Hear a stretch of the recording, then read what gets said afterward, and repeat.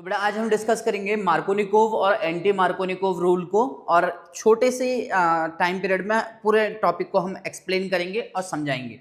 तो सबसे पहले मार्कोनिकोव रूल में आएंगे। तो मार्कोनिकोव रूल पहले तो ध्यान रखेंगे कि मार्कोनिकोव और एंटी मार्कोनिकोव जो दोनों रूल हैं ये सिर्फ अनसैचुरेटेड के लिए बने हैं, सैचुरेटेड के लिए नहीं बने हैं। आप ये भी कर सकते हैं कि कन्वर्जन में कभी अनसैचुरेटेड से आपको सैचुरेटेड बनाना तो मार्कोनिकोव रूल को लगाइए। हेलो एल्केन हेलो एरीन का जो पूरा चैप्टर है वो पूरा चैप्टर मैंने आपको पढ़ाया है, वो पूरा चैप्टर आप हिमालयन एकेडमी की साइट पे जाकर के पूरा चैप्टर देख भी सकते हैं, हेलो एल्केन है हेलो एरीन का। तो एक टॉपिक उठाया हमने मार्कोनिकोव रूल। तो according to Markovnikov rule suppose that कोई अनसैचुरेटेड कंपाउंड ये लिया हमने, this is CH3 CH double bond CH2, this is propene.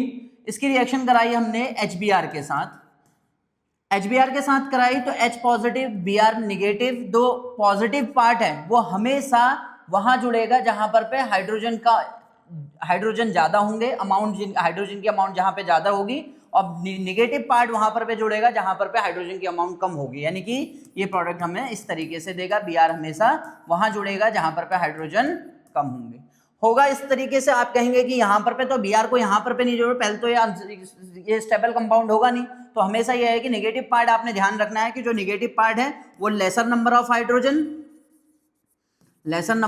Hydrogen पे जुड़ेंगे, और पॉजिटिव पार्ट जो होगा वो लार्जर नंबर ऑफ हाइड्रोजन पे जुड़ेगा।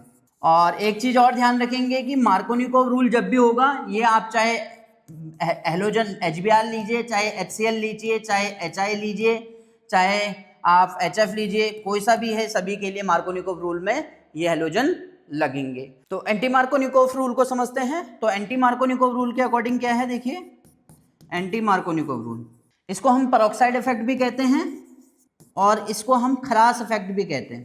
तो हमने कोई अनसैचुरेटेड कंपाउंड लिया CH3 CH double bond CH2, reaction करी HBr और in the presence of peroxide जरूर रखना है। नेगेटिव पार्ट वहां जुड़ेगा जहां लार्जर नंबर ऑफ हाइड्रोजन, और पॉजिटिव पार्ट वहां जुड़ेगा जहां लेसर नंबर ऑफ हाइड्रोजन। तो इस तरीके से हमें क्या बना है, CH3 आपका CH2 Br। तो एंटी मार्कोनिकोव रूल में हमेशा जो लार्जर नंबर ऑफ हाइड्रोजन हो वहां पे नेगेटिव पार्ट जुड़ेगा, लेसर नंबर ऑफ हाइड्रोजन पे आपका क्या जुड़ेगा, जो जहां पर लेसर नंबर ऑफ हाइड्रोजन वहां हाइड्रोजन जुड़ेगा।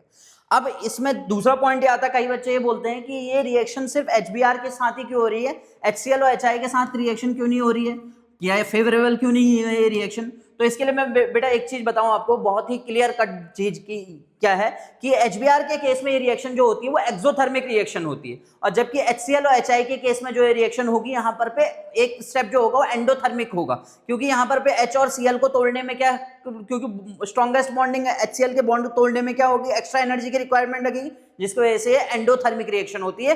और यहाँ पर पे HBr क्या है, एक्सोथर्मिक रिएक्शन होती है, जिसकी वजह से सिर्फ एंटी मार्कोनिकोव में HBr ही लेते हैं, HCl और HI बिल्कुल भी नहीं लेते।